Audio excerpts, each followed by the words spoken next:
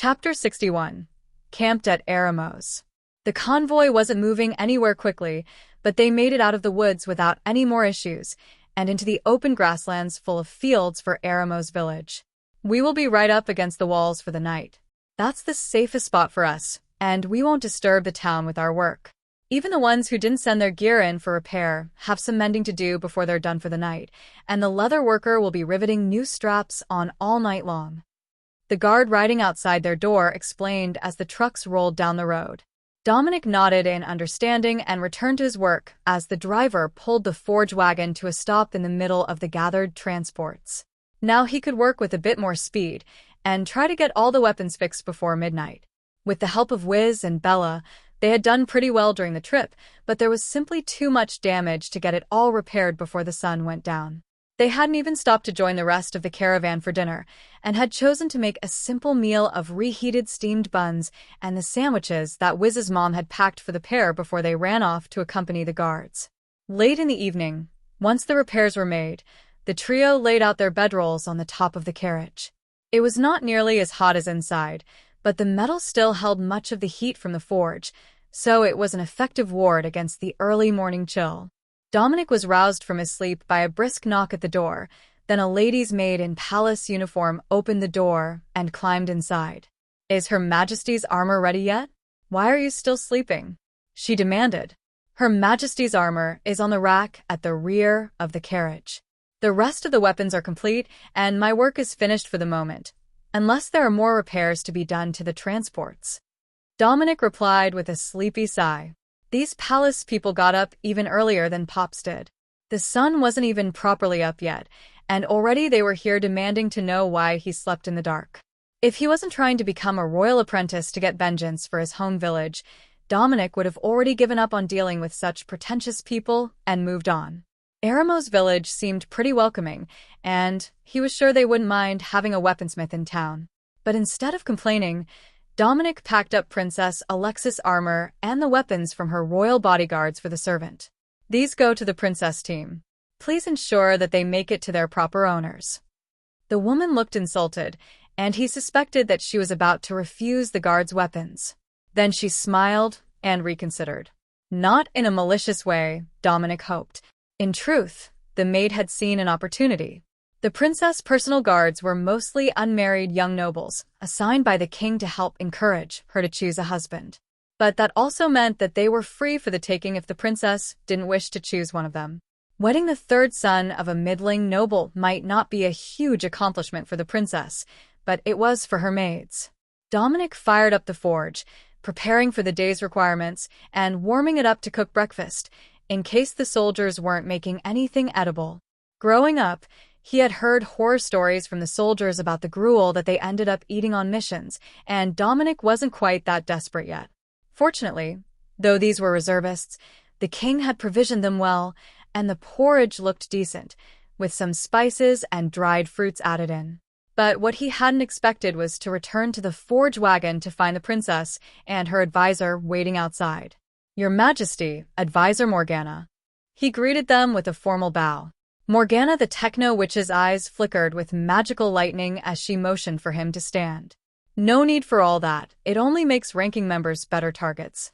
The Eremos city guards have high praises for your skills with magic, and that has raised some questions." She began. Dominic nodded. "I always appreciate praise, and I can answer anything you would ask.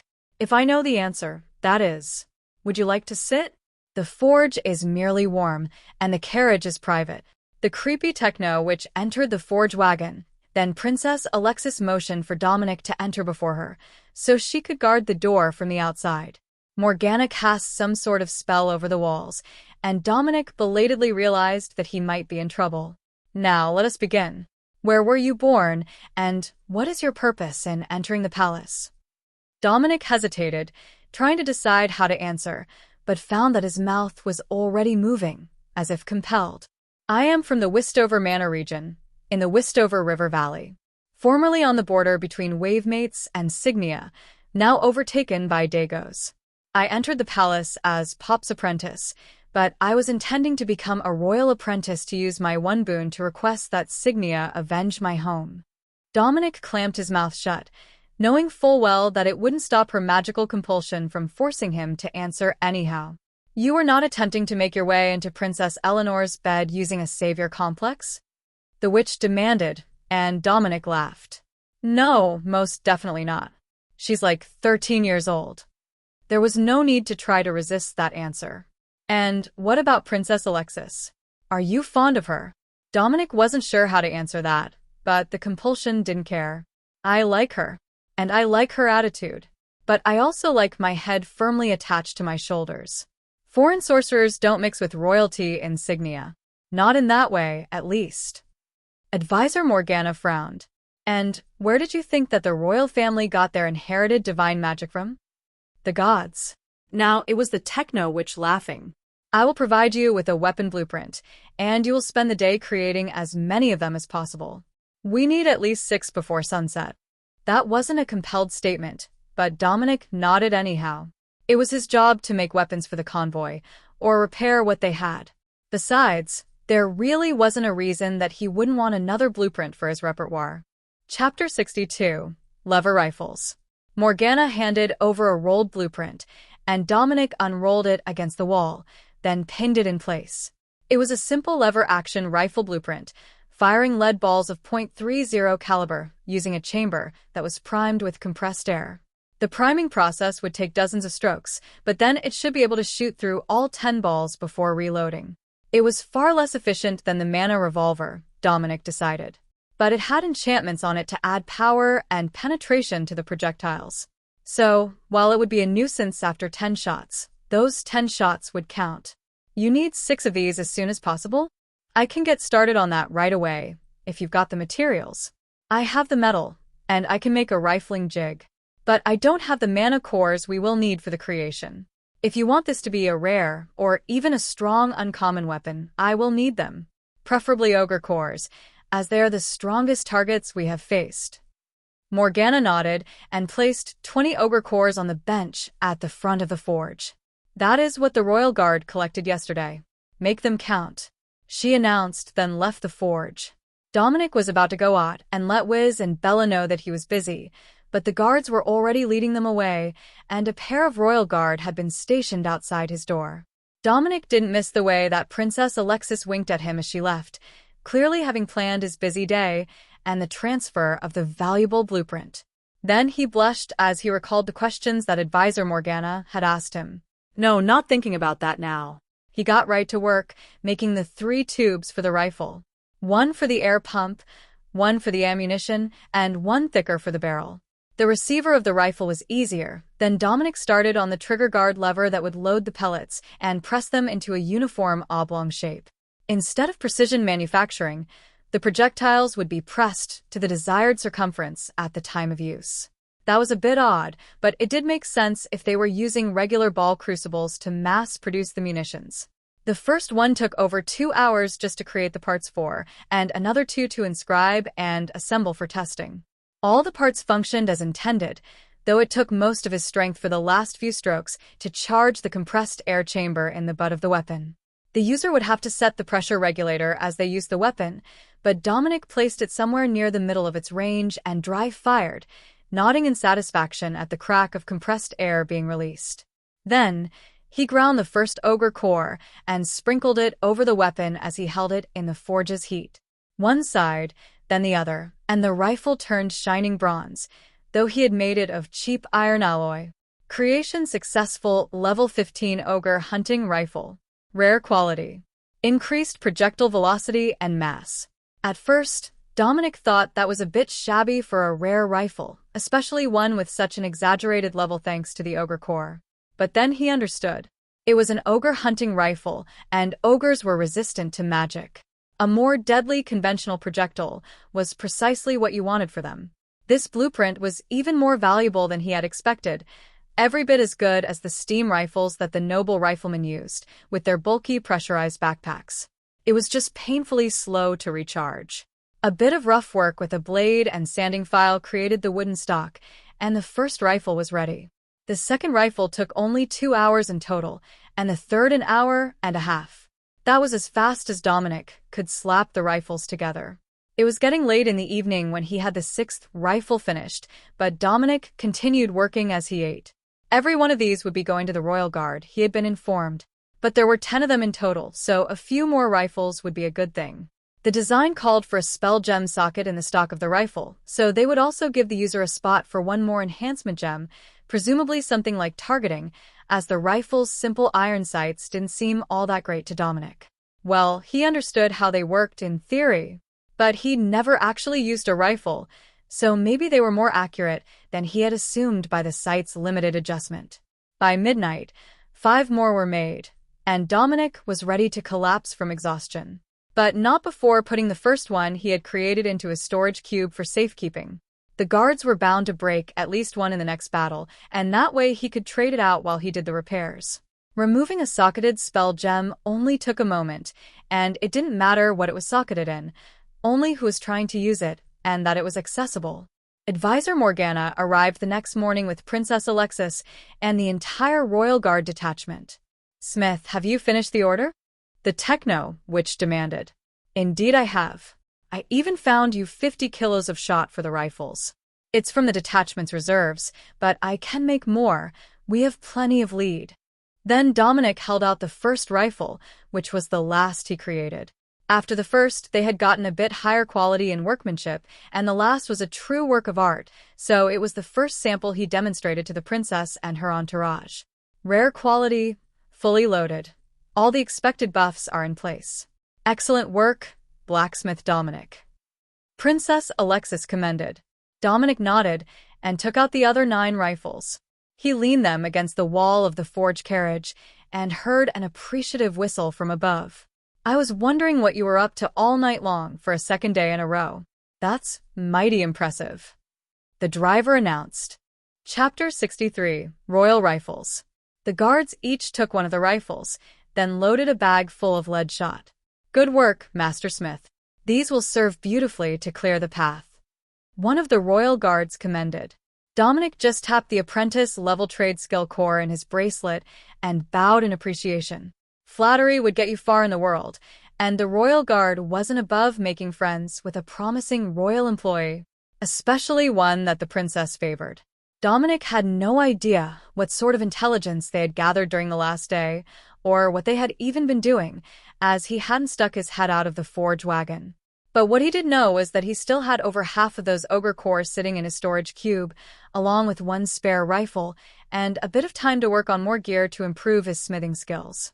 With the windows of the wagon open, it wasn't quite so stifling in the forge. The additional light was a pleasant change, as well as the ventilation. But more importantly, Dominic could see the squads coming in and out of the camp, hunting for traces of monsters. It was most of a kilometer to the trees, with a number of small farms in between. That took the patrols a little over 10 minutes to cross, each of them headed out in a different direction. The extra strength and stamina from the magical gems that the soldiers socketed in their gear made a huge difference to long-distance travel. It was all small squads leaving the area, but after they had been attacked by such a significant force on their way here, Dominic presumed that the orders would be to immediately retreat and relay enemy movements. Dominic noticed that the reservists preferred spears and broadswords with shields as their standard equipment, or perhaps that was all that they had been trained with. But none of the spears were magical. They had gotten all the rejects from the attempts to send magical weapons to the city guard. That was a bit of a pain, as attempting to quench a failed weapon again wouldn't change anything. But they also hadn't broken enough of them to justify him making a whole new batch of spearheads with their limited spare metal. So Dominic practiced his craft, repairing gear in peace, until the craftsmen were called for dinner.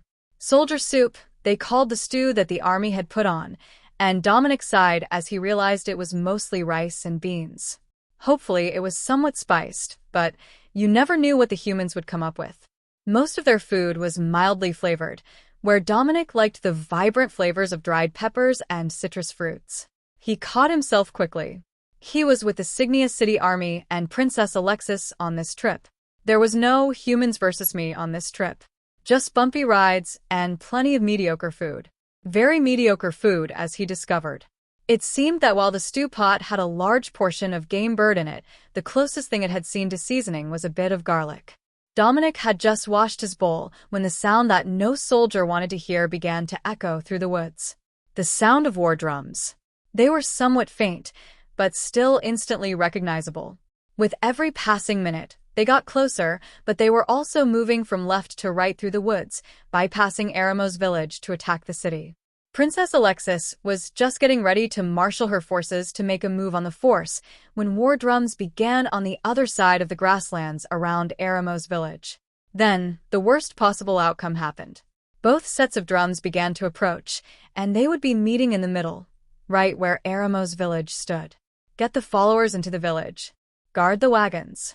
Everyone stock extra ammunition. The orders began to roll in, and Dominic found himself swamped with requests for everything that his transport had in stock.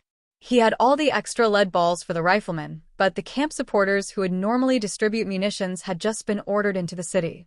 So, that left him to hand out the bags of ammunition, the last of the weapons under repair, and to fire up the forge in preparation for the next round of requests. Beside him, the old gunslinger who was doing the unit's leather repairs was just as swamped, as the wagon on the far side was full of rations, and the workers had all left. Everyone was preparing for a long fight, and that involved grabbing snacks for their pockets, as well as water. They would need it before the fight was over. Dominic could see farmers running for the town, carrying children or bags of essentials. Hopefully they would make it in time. The town would certainly lock the gates before the fight actually started. Dominic waved as Wiz's family ran past, then noticed Bella and Wiz on the city walls.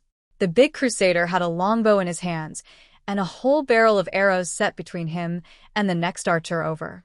So, the Eramo's village guard would hold the walls, while the soldiers under Princess Alexis would engage the converging forces right where they were camped.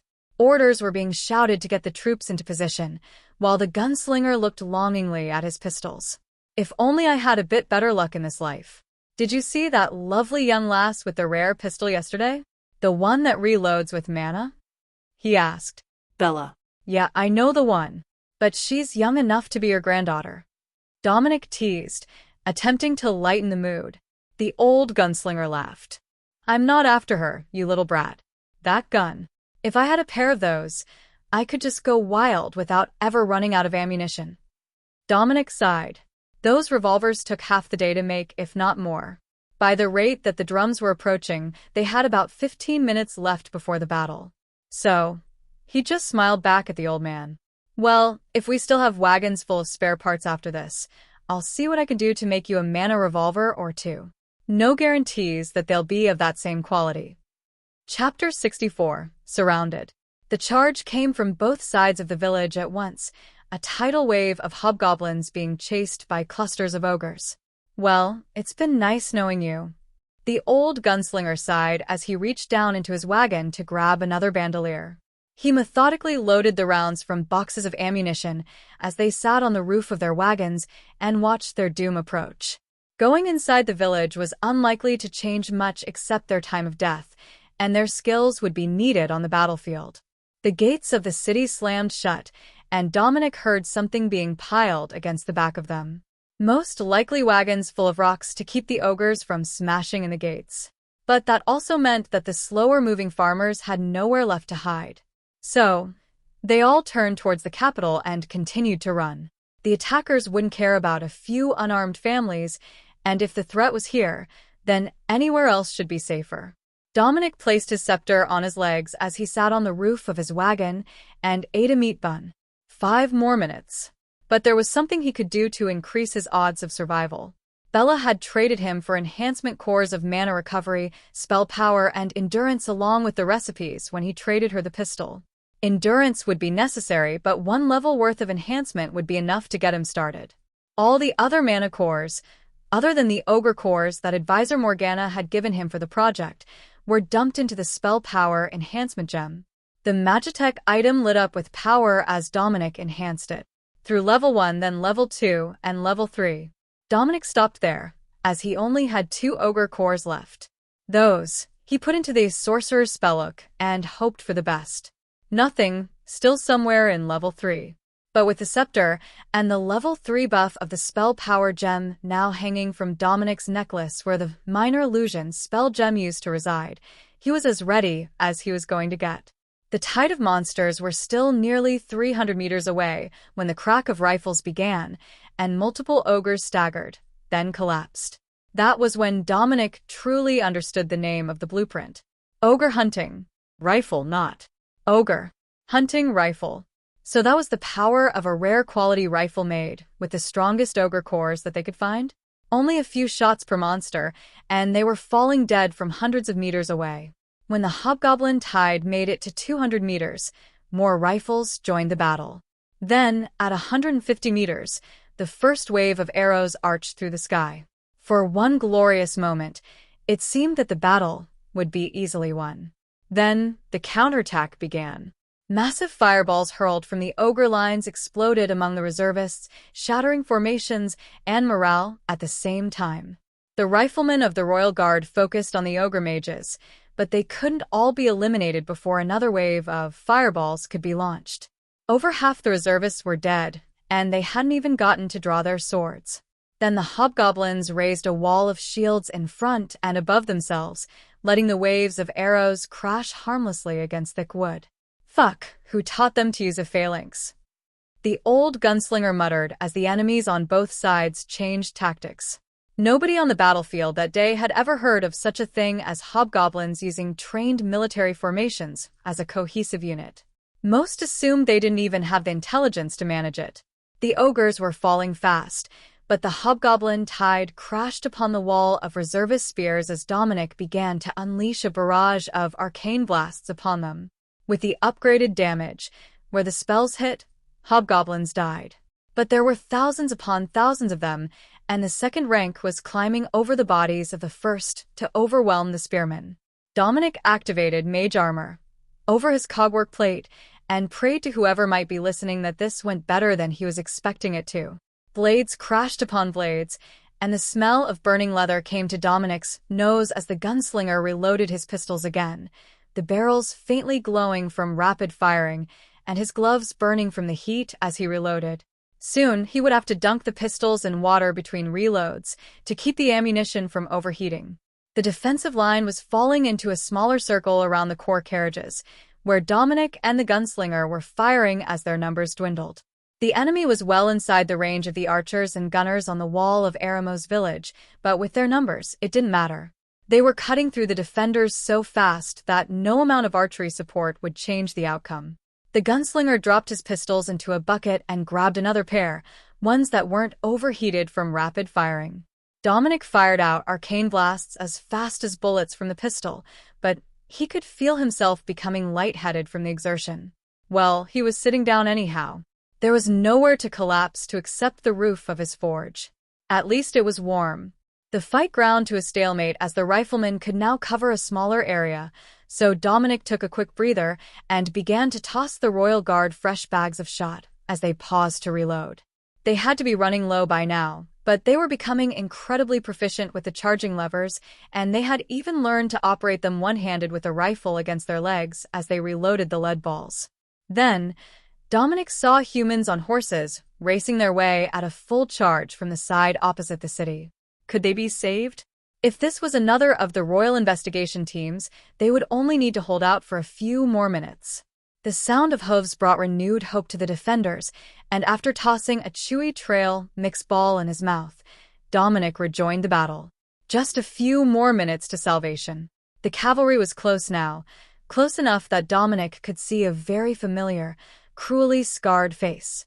A face he would know anywhere. After all, he had been 10 years old when he put those scars on the man's face with his own claws after that monster had burned his village to the ground. Chapter 65. The True Enemy. The cavalry charge ran right through the remaining hobgoblins, taking them by surprise as their allies turned on them. The front rank of infantry fell to their lances before the cavalry dismounted and began to push forward, cutting down Signia reservists with brutal abandon. The scar-faced mercenary commander pointed in Dominic's direction and then hit the ground as an arcane blast came for his head. The officer behind him died without ever knowing he was in danger, but Dominic didn't stop. If he couldn't get vengeance for his whole village, just a little bit on the man who had led the attack would be enough. 5 more blasts hit soldiers before one finally got through, crashing against the man's defensive magic and causing it to flicker out for a half-second. Just long enough for a bullet from the wall to hit him in the forehead. Behind Dominic, Bella smiled. That was one enemy commander down. An explosion below him threw Dominic into the air as his forge exploded, targeted by a spell from one of the enemy mages. He felt himself rolling, and then a solid metal boot stopped his progress. He was about to cast again when he realized that Princess Alexis had her foot on his chest, stopping him from rolling into the still-burning campfire in the center of the Royal Guard's formation. It was just the dozen of them, against over 100 enemy cavalry. But these soldiers weren't wearing any nation's livery. They looked more like mercenaries than anything, half feral and filthy. The battle came to a halt as the arrows from the town wall stopped, unable to target the groups so close together. But the royal guards were the only ones still standing, with the princess in their center. She motioned for Dominic to play dead, and he hesitated. She had to have a plan. After all, she was trained all her life for battle, right? After a few tense seconds, a mage stepped forward with an eerie smile on his face. Very loyal. I must commend you all, but it's over. Put down your weapons and surrender the princess. The mage demanded. Exhausted, but unwilling to give in, the royal guard waited for the princess to give an order. Dominic heard her take a deep breath, and then the princess fell to her knees, with her hands in front of her. Archmage, I surrender, she announced through gritted teeth. The mage smirked, and Dominic saw the princess's hand shift under the hanging end of her tabard to where a hidden weapon lay. She nodded at Dominic, and he realized this really was it. A heroic last stand wasn't quite how he had expected this mission to go, but his body was already instinctively moving. Arcane Blast caught the mage off guard, causing him to stumble back as Dominic launched himself through the crowd of knights with his saber and dagger in hand. The blade of the saber punched cleanly through soft cloth, and the mage's eyes went wide for a second before Dominic slit his throat, then rolled onto his back and unleashed Dragon Flame into the mercenary knights, burning his throat. Pain lanced through his back as he felt his ribs and back shatter under massive amounts of blunt force. Then he was flying, and the world went black. After Dominic threw himself into the Archmage, defying all odds by actually taking out an Archmage with his insane attack, Princess Alexis put the poison capsule away and drew her blade again. Knights, forward, she shouted as the royal guard engaged the enemy, and the defenders from Eremos village ran across the gap between the two forces. With the Archmage dead and their magical reinforcement gone, the mercenaries fell like goblins under the blades of the revitalized royal guard. Moments later, the Eremos city guard was into the back of the attackers, taking no prisoners, and the battle was over. Dominic? Dominic. Alexis heard someone shout. Where did the sorcerer go? He was sent flying by a strike with a maul, and she couldn't see him. Princess Alexis followed the most likely path and stuck her head into the shattered remains of the forge wagon, whose door had been knocked inward by an impact. That must be where he landed. Fearing the worst, she stuck her head in the forge, and then choked as the soot and dust overwhelmed her. The explosion that had destroyed the truck it was mounted to had knocked over the forge carriage, and everything had spilled onto the side that was now downward. But through the chaos, she could see something small and gleaming gold, like Dominic's horns. She carefully stepped inside and took in the shattered body of a small golden dragon. It had been crushed, its limbs all broken, and its chest caved in. But as she watched, the body rearranged itself, limbs healing and ribs setting as rich golden blood was sucked back inside the body. Then, with a ringing noise and a flash of golden magic, the dragon opened its eyes, before shifting back into the familiar shape of the dragonkin sorcerer. Dominic gasped for air as the darkness faded from his vision, and looked into the tearful eyes of Princess Alexis. He had been certain that he was dead, but she must have rescued him with a healing potion. How do you feel? She asked carefully. Like I got hit with a truck. Thank you, by the way. I thought that I was a goner there. He most definitely was, Alexis realized. It wasn't even a close thing. The damage done to him should have killed him 3 times over. Yet there he lay, breathing and smiling at her, with golden blood leaking from his mouth as he coughed. It was insane, impossible, but undeniable. The little blacksmith was truly dragon-blessed. And it seemed that he had no idea. None could know of this. If anyone realized that the blood of dragons ran so powerfully through his veins that it could stave off certain death, the nobles would go to war for his progeny, or the alchemists would dissect him for potion ingredients. If you can move, get up and go loot the battlefield. You will need as many of the mana cores as you can get your hands on, young blacksmith. Don't forget to thank the gods for your survival. Princess Alexis turned to leave, and Dominic smiled. Yes, thank the gods and whatever healing potion she had given him. Chapter 66. Never Dies. Dominic was aimlessly wandering the battlefield, kicking corpses and collecting the dead mercenary group's storage items, when he felt a presence behind him. "Hey little man, you're all right," Wiz greeted him, looking much better than Dominic felt. "You came out. It's good to see you. I'm on loot duty," he explained, still confused and disoriented from the last blow he had taken in the battle. "I see that, but you seem a little lost and disoriented," Wiz said softly as he put a hand on Dominic's shoulder to stop him. Dominic looked around and saw that he had made his way out to the early parts of the battle, where the waves of ogres and hobgoblins had first begun to fall. He gave Wiz a weak smile. "Yeah, a little. I hit my head during the fight, but I'll be all right in a bit. There are just too many mana cores to collect." Wiz smiled and gestured to the bag Dominic was carrying. "Do you have an empty storage device? I can help you, as I don't have one of my own. I normally keep them in my pockets, but there are too many of them here for that, and everyone knows the penalty for looting a military battlefield," he suggested. "Sure."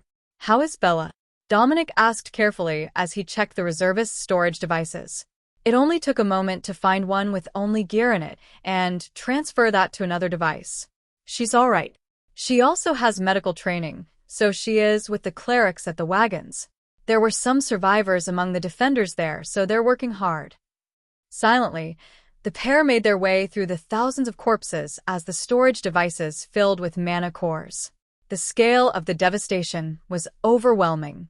The dead monsters outnumbered the dead soldiers at least 10 to 1, but the number of survivors of the battle didn't even fill the campfire area between the circled vehicles. They finished before dark, checking bodies, ensuring there were no hobgoblins playing dead to go raid farms in the next few nights, and no survivors among their own that the medics could try to save. Unfortunately, with the hobgoblin offensive having driven through the entire line of defenders, there were precious few who might have stood a chance even minutes after the battle, and none at all who were still breathing when Dominic and was moved through to clear out the attackers' bodies. That left only one question when they finally made it back to the camp. "What should we do with the enemy soldiers?" "I don't know the protocol for that," Dominic asked. Advisor Morgana, who had been sent into the village with the other non-combatants, shrugged her shoulders. "That is mostly up to the princess. Some of them are recognized as former officers of foreign armies, but they are all dressed as mercenaries now.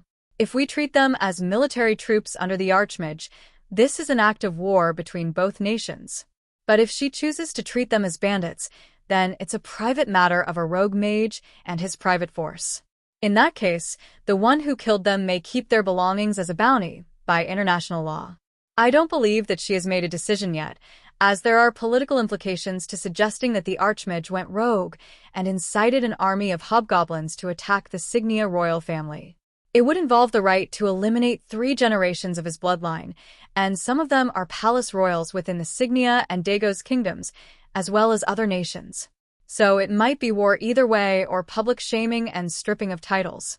The third option is to pretend that none of us know who it was, burn the body to unidentifiable ashes, and claim what he had on him as our own." Dominic nodded, then did a double take. "Wait. That third option sounds like just calling him a mercenary, but it's not, is it?" Advisor Morgana shook her head. "No. If he was killed as a hostile mercenary, then either you or the princess, as your commanding officer, would have the right to his property. All of his property, including the peerage and manor houses that were registered in his name. The assets registered with multiple national treasuries and the grimoire of spells that made him famous would all be transferred as part of the bounty, which is, incidentally, a national treasure of Signia. That sounded like a rather important person to have fallen to a single arcane blast and a couple of stab wounds. Something was definitely not right with this situation. Advisor Morgana watched as Dominic's curiosity turned to concern, then suspicion. I am thinking what you are thinking, your sorcerer. I believe that he was framed. There is a good chance that this is not really him, but someone altered to look like him. The issue is that we will need an authentic article of clothing or magitech that belonged to him for the verification of death spell to work. She continued. Dominic nodded, then got a great idea. I have an idea. You can tell how old a magitech item is by looking at the magical arrays. Does he have any on him? If they're all new and force-leveled, then we should likely start trying to find out what happened to the real Archmage. How old is he, anyhow? The Techno-Witch laughed. 54 years old. And he's been trying to convince the king to let him marry both of the twin princesses since they were learning to read.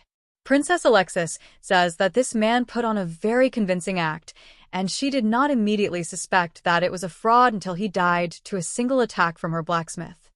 Wiz chuckled from behind Dominic. It's good to see that everyone has such faith in your combat abilities. Morgana gave a snort of amusement. One of the Archmage's signature spells is Indestructible Body. Even a rare magical blade should not have easily penetrated his skin if he had his usual precautions active. The young crusader's eyes lit up with excitement. Do you think there might be a scroll of it on him? An unbonded spell gem? Morgana rolled her eyes. You really do get easily sidetracked, big man. No, my suspicion is that this is one of his apprentices. They knew many of his spells, but that one was a life-saving measure that was not shared with just anyone. Chapter 67. Eremos saved. With the area cleared, Wiz returned to his house to check the extent of the damage. It wasn't in the direct line of attack, but the hobgoblins had burned many of the farmhouses on their way by, just out of spite. Fortunately, hers was still standing, but that didn't mean there was nothing hiding inside, or damage to the property. Dominic returned to his forge, and found that it was in shambles, with the undercarriage destroyed, the interior demolished, and the door smashed in, with the entrance now facing the sky. He remembered waking up in here after the battle, but the door opened outward, and didn't have a lock. There was no reason someone would have had to damage the door to let him in to rest and receive healing. Come to think of it, this place was totaled. There was no reason to bring him here, when it was already blown to pieces before the end of the battle. Had he been hurled through the door by an attack? Everything about the battle was becoming a bit foggy in his mind, and trying to think about it just gave him a headache. Or, at least the later part of it after he had been knocked off the roof of his forge. The first portions were entirely too vividly etched in his mind. Most importantly, he would need a new spot to sleep. This obviously wasn't going to work, and it would take him all day to clean it up and gather the undamaged tools. Instead, he went to the cabinet at the rear of the carriage on the outside and grabbed the tent and bedrolls that were there for the occupants of each vehicle. Come set up here by the fire, little Smith. The princess asked us to look out for you. One of the royal guards, called as Dominic, was about to begin setting pegs. Dominic moved over to where they were sitting with the old gunslinger, who was now missing one leg at the knee, with his pant leg rolled up. The aging gunslinger smiled at Dominic, and then lit a cigarette. Well, at least they can't force me to go on adventures anymore. With this, I'll be well and properly retired from the royal army. One of the guards chuckled. I don't think you'll get that lucky, friend. After today, you're going to be called a war hero. You'll have a long future telling stories to students and extolling the virtues of learning a trade skill after you already know how to fight. The laughter of the royal guard caught the attention of the Eremos village guards who were nearby, treating the survivors. The royal guard was a bit terrifying to the average town militiaman or city guard. Not only did they have royal authority to enforce laws, but they had made it to the end of the battle without a single casualty. They started with 10, ended with 10, and the equipment that they wore was still functional. Heavily damaged, coated in blood, but functional. Dominic turned to the guards. That reminds me, did any of you damage your rifles? I made a spare. The gunslinger laughed. and the guards smiled at Dominic. The perfect professional. Half an inch from death in the afternoon, and checking on the survivor's gear before bed. But to answer your question, no. The rifles worked flawlessly, and we all stored them before we got into close combat, so they haven't taken any damage. We even still have a few hundred rounds of ammunition left from the last bags that you tossed us. Good work with that, by the way. It was just in time, and with the reload, we didn't have to slow down our firing rate at all. One of the survivors from the reservists rolled over on his medical cot to face them. Forget about the rifles. Did you all see the blacksmith firing off spells like a gunslinger? Those bolts of magic were flying overhead every couple seconds the whole battle. Only when the Archmage set off an explosion spell under his forge did the spell stop. The man's voice was low and raspy, but the other soldiers nodded in agreement. To think that half our strongest fighters were in the trade wagons. One of the other wounded soldiers laughed. He's still young, isn't he? Maybe they'll give him a royal commission into the officer corps. One of the other soldiers asked, and Dominic realized that the man's neck was in a brace, so he couldn't look around. Very young. Hardly an adult, but his trade skill core is halfway through apprentice already, maybe level 6 even. One of the others agreed. Just unroll here under the awning. It's not calling for rain tonight, and it will be warm enough with all the royal guard inside. The man beside Dominic whispered, so they didn't disrupt the conversations around them. After unrolling his bedroll, Dominic realized there was something missing. None of the staff had come back out of the city, as the gate were blockaded closed, and the guards who had come to reinforce them had rappelled down the walls. So, there was no hot food. Nothing was cooked, and they were just using the dry rations for the evening. Silently, he passed some of the meat buns from the palace kitchen around to the royal guards and the few wounded soldiers nearby. It wasn't much, but a cold meat bun was better than dried protein biscuits and water. That small gesture was enough to brighten the mood of the soldiers, and everyone began to relax. Then a wineskin began to make the rounds around the campfire, and they drank their troubles away while talking about their lives back in the city. It wasn't long before they were all asleep, with the Eremos village guards standing watch for them. It was a peaceful night, but not one that would last long. Dawn brought a runner from the palace, along with an entire battalion of the royal army. That wasn't a great sign, Dominic decided. The royal guard were set up so that the entrance to the princess' sleeping quarters were through theirs, and Dominic had noticed that not all of them were asleep. Nor were the ones beside him the same as when he had gone to bed, so they had to have been rotating watches during the night. You louts, get up. The princess has a visitor. Someone demanded, rousing Dominic from the last of his lingering slumber. She has a visitor if I say that she has a visitor. The leader of her royal guards insisted. Dominic heard the rattle as the guards shifted to put their hands on their weapons and sat up from his bedroll to distract the intruder. What's so important that you're chasing the survivors of a major battle out of bed at the crack of dawn? If it doesn't involve fighting or fucking, it can wait until Her Highness is showered and her guards are fed. He insisted. The man in a brightly colored coat with a strange frilly collar turned to stare at Dominic, and all the guards equipped the armor they had removed to sleep. Who are you? The man demanded. Dominic, Royal Smith, attached to the princess unit. Who do you think you are? The man's eyes went to Dominic's horns, then he sneered as he looked back down. You don't have the authority to ask, but I have the authority to kill intruders. What's the worst that will happen if I'm wrong? If you're not an intruder and your family misses you, I might get a month in the palace dungeons and my pay docked. I can live with that.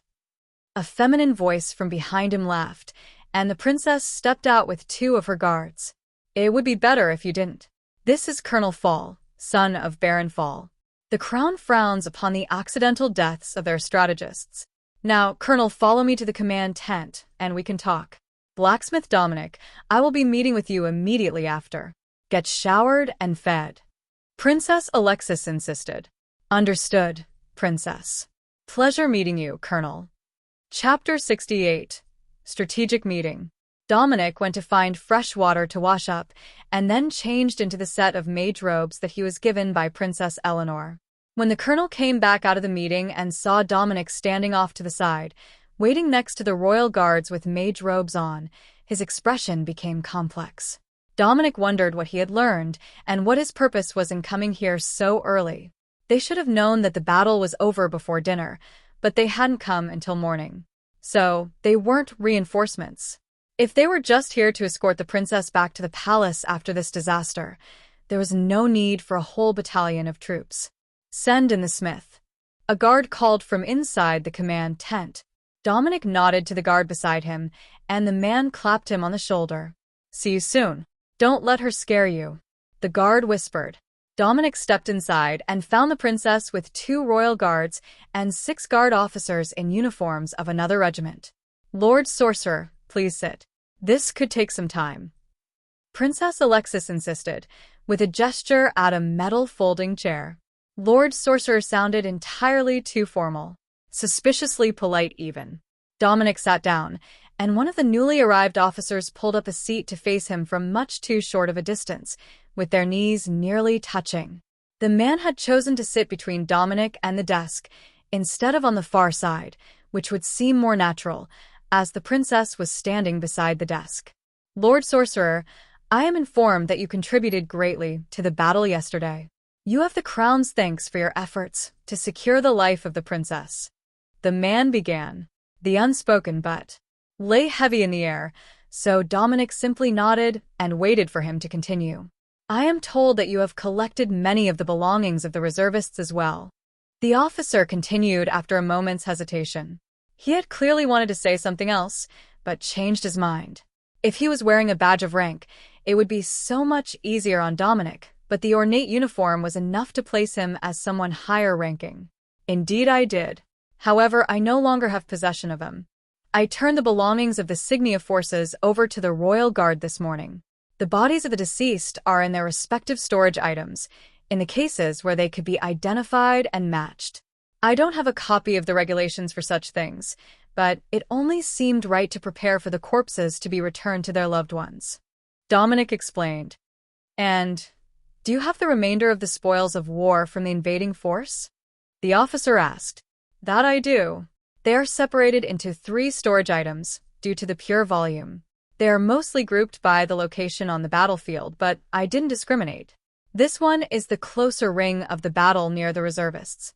This one is the western region before full engagement, and this one is the eastern region. Dominic explained, then took the storage cubes out of the pouch at his waist and tossed them to the princess. The officer seemed annoyed by his action. He might be able to use his influence to claim them from a royal employee and inspect them for treasures that wouldn't be missed. But now that the princess had them, he wouldn't be able to skim off the top before the official count. Do you have any insight into where the humans orchestrating the attack may have come from? The officer asked, changing the topic. One of the men was formerly a military officer from Dagos. We had previously met during the invasion of Wavemates, when his unit captured the Westover region containing my hometown, and the scars left on his face from my claws were unmistakable. Claws? The officer asked. Dominic held out his hand, and tried not to laugh as he realized that he still had badly chipped gold nail polish on them. But his fingernails had to be shaped with a metalworking rasp. They were not the same soft material as human fingernails. In my youth, I kept them sharp so that I could climb trees. Dominic explained. So, you grew up feral? The officer asked with a hint of disdain. Not at all. I grew up in the estates of the Westover Manor, raised by a well-respected Magitech crafting family. But entertainment is limited in a small town, and playing hide and seek in the forest is a childhood tradition. The officer looked shocked. In the forest? Sorcerer, remember? I'm not afraid of most wildlife. Besides, there are hunters, trappers, woodcutters, and dozens of others living near town in the woods. It's not like the kids will get lost. Dominic explained. And you are certain that man was the same one from the attack on your village? Dominic nodded. Yes. But none of them were in military uniforms. I can't speak to his current employment, only his former. However, the remains of his body are in one of those cubes. He's still identifiable. Is there a possibility that you have any measure of royal or noble lineage? The officer asked cautiously. Dominic shrugged. I am a Wavemates dragonkin, both in talents and name. Naturally, I have at least a distant relation to the former royal family. It never really mattered where I came from, as 2/3 of the town could claim the same. Nobody ever mentioned noble ranks of any sort, though I'm sure that I did hear the property referred to as an earldom estate on occasion, and it was my eldest uncle who led the branch of the family in the manor house itself. I was only 10 during the invasion, and such matters were far from my mind, as I was planning to follow my parents on the path of the artificer. The officer nodded. Every village in Signia would at least have a baron overseeing it, especially a border village. If he was thinking of the right instance, then the village had been an earl's peerage, with a large detachment of guards and a collection of his distant relatives living within the village. So, there was a near certainty that the sorcerer was distantly related to not just nobility, but royalty, which would make it much easier to grant him rewards. We will have to investigate your family lineage. Among other things, you are due for a royal reward for your service and recognition of your status as a royal sorcerer. Dominic didn't know that was an actual position. Perhaps it was both a magical specialty and a job title, like the techno-witches that they employed. The officer got up from the seat, and another man, this one obviously a mage by the energy flickering in his eyes, sat down in the same spot. Dominic felt a nudge against his thoughts as the man cast a spell, and then the interrogation truly began. At first, he didn't ask any questions, then his mouth turned up into a smile. It seems that you have had an interesting life, young sorcerer. Did you know that your skills are far beyond what most others of magical bloodlines are capable of before full maturity? He asked. I don't really know many sorcerers. It might come as a shock to you, but those born with actual magic are not incredibly popular in the cities of Signia or Dagos, and we don't tend to congregate in groups. Dominic heard a few of the others chuckle at the comment. He had a knack for exposing the elephant in the room. Indeed, they were only questioning him because they were unsure where his loyalties might lay. Princess, I do not detect any foreign loyalty in his mind. No signs of tampering, mental influence, or corruption. If anything, he might be a bit too innocent to be joining the palace, even in his current role as a weaponsmith. The mage decided. Princess Alexis nodded. Understandable. Thank you, Magus. Now, did anyone else have questions before I finalize the request for the king to consider? One of the men, a grizzled veteran of a soldier with more scars visible on his hands alone than Dominic could count on his entire body, placed his hands on the desk and stared down at the seated dragonkin. I have one question. What were you thinking, attacking an archmage, even a fake one with a knife? Dominic smiled. Given the options, I was not going down without punching him in the face at least once. Stabbing him seemed like an appropriate alternative for my position. Chapter 69. Lord Sorcerer. The visitors appeared to be satisfied, and Princess Alexis smiled at Dominic. You may move to the side. We still need you in attendance for the rest of this meeting, she explained. Dominic wasn't certain what his role here was supposed to be, but he stood along the wall between a pair of military officers who were taking notes on everything that had happened so far that day. The next man that came in was wearing a palace servant's uniform and held a whole armload of documents. Your Highness, we have gathered the documentation on all the groups that were targeted yesterday. 7 of the 10 royal investigation groups were targeted, along with 5 other villages. Here are the details of the lineages and known alliances. The top page is a summary for your consideration. The servant explained. The princess scanned the document, then paused and pointed at a line. They targeted elder brother Alex? How did that go for them? She asked. The servant looked nervous, as they hadn't memorized the information. But one of the soldiers stepped forward to speak. Your Highness, I was made aware of that situation this morning. As you might be aware, your elder brother just finished advancing his trade corps as a battle mage to the 40th level, and he specialized in area defense. The attack on his unit was an infiltration attack, and 9 assassins were eliminated without casualties. Princess Alexis nodded. So, the attackers had information on the abilities of the royals who were with the groups, and the organization to target them based on their weaknesses. Were any of the royals lost? The servant nodded nervously. The 3rd and 5th princes were lost along with their entire units. The princess sighed and made a sign of protection in front of herself. How did the other attacks compare to this one? How many forces did the enemy manage to muster against us? She demanded. The numbers on the page are the relative forces. H stands for human, HG for hobgoblin, O for ogre, and G for goblins. The royal servant explained. Princess Alexis read the sheet, and her frown grew continually deeper. So, the majority of the attacks were not by monsters, but by mercenary forces? Or have we confirmed that this is an attack by Dagos? The servant bowed in terror at her anger. That isn't yet confirmed, Your Highness. The information wasn't in the royal briefing. The princess glared at the stack of documents on the desk, then looked out the tent flap at the battlefield, which was still being cleared after the battle. They couldn't leave the monster corpses there to rot. They would poison the farms. So, there would be mass graves and cremations here, then again all over the region around the capital as the soldiers were commemorated. What of the situation at the capital? Alexis asked. The battle has ended. The attackers withdrew yesterday afternoon, hours before we got notification of the attacks on the royal investigators. The meeting wore on, discussing details of the various attacks, but slowly Dominic was noticing that there was a pattern to them all. The timing was off.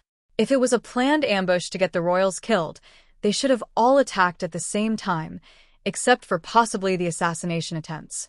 That would have made the most sense, and prevented the instance where two of the older royals had managed to merge their forces to withstand two successive attacks. Either the ability to control the attackers was limited in numbers, which seemed unlikely after the attacks on the capital, or the same person was leading them all, and couldn't be in multiple places at once. If the others had noticed, they weren't saying anything. Dominic also wasn't sure what his position here was. They had addressed him as Lord Sorcerer, which was much more polite than expected, but that didn't mean that he had suddenly gained the right to speak his opinions in the presence of the royal advisors unprompted. Fortunately, the scarred officer noticed his dilemma and called on Dominic. Sorcerer, you look like you have some insights. What do your instincts say? He asked, causing everyone to turn and face the startled dragonkin. The attacks don't overlap. Going through the timeline, starting with the retreat from the capital, through all 10 attacks, none of them overlap. They were all done one after another, though the troops that executed them were already in motion.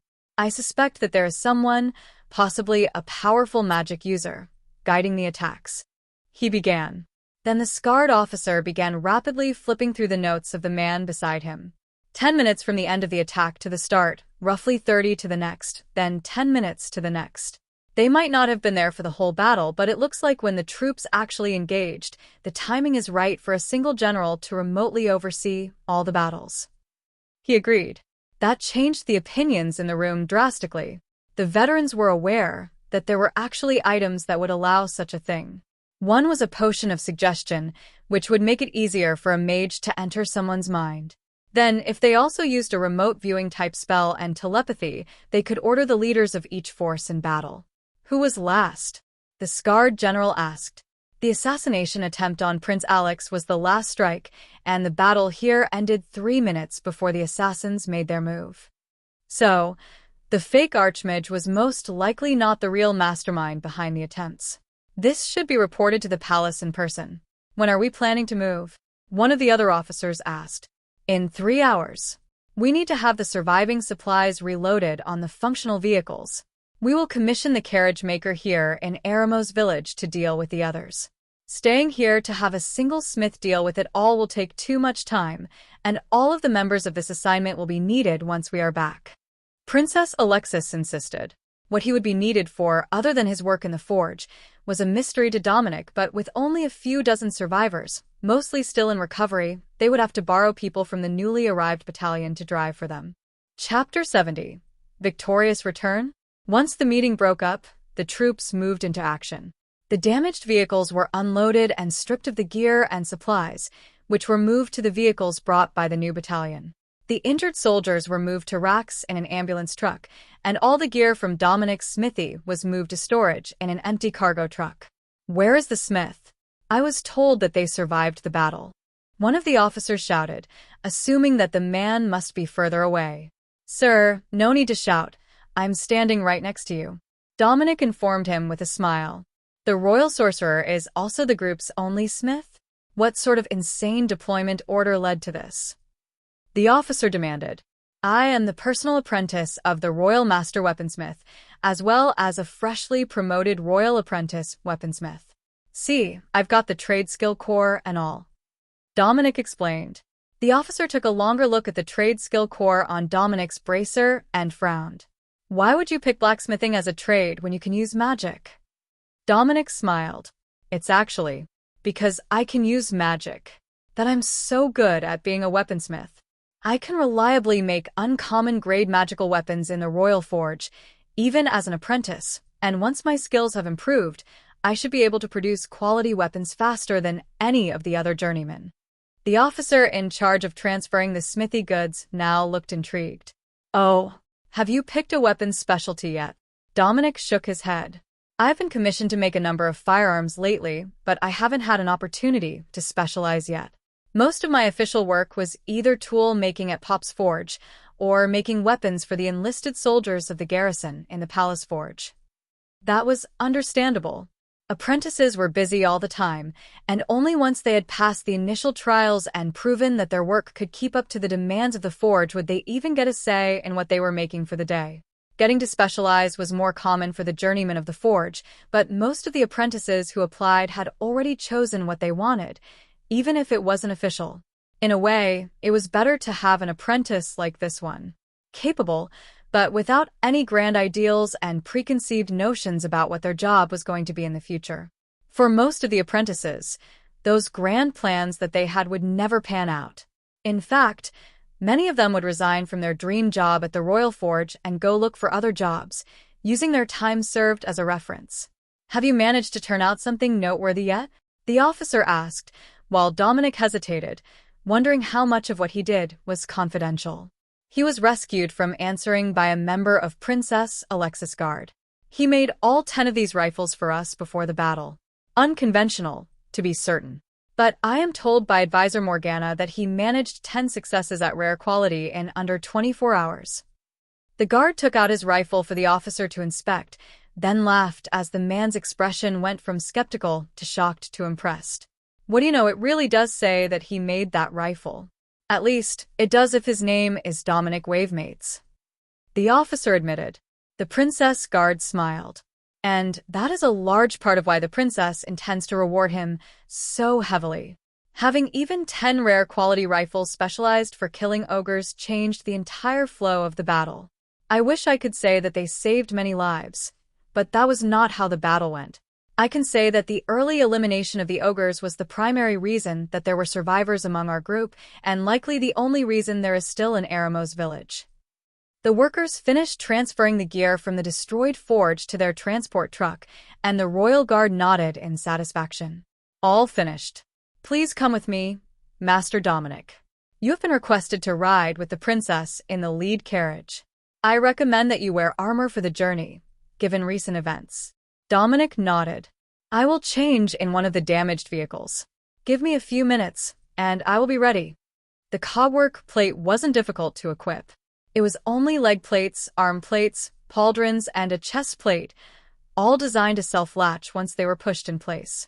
Dominic put most of them under the sorcerer robe he had gotten while fighting at the capital, which had a bit of spell damage as its enchantment. Then he got to the chest plate and realized that it was too mangled to even be easily repaired, much less worn today. So, he went through the loot he had gathered from the monsters and mercenaries on the battlefield and placed in his own storage. There was a piece in there uncommon grade, and roughly the right size, and in nice brass inlaid steel. That would have to do for the day. With a substitute chest plate over top, he was visibly armored and still identifiable as a sorcerer, so there would be no doubts about his identity. Plus, this robe had a hood, so he could cover his horns if he had to talk to strangers. Going against a lifetime of practice still made him uneasy, even if he knew he would have to take the hood down when they entered the palace. Princess Alexis smiled as she saw him coming. Well, don't you look fancy today? Are those new? Or did you just not have time to change before yesterday's battle? Dominic smiled back. It seemed a bit inappropriate to take the time to change out of my work clothes when I was needed before the battle, so I just put the armor over them. This chest plate is a substitute, though. Mine took some damage and hasn't yet been repaired. Fortunately, it didn't have any marks that would identify the origin. It wasn't Signia Army issued, and it didn't have the marks of a foreign army on it either. So, Dominic could continue to wear it until he fixed his own equipment.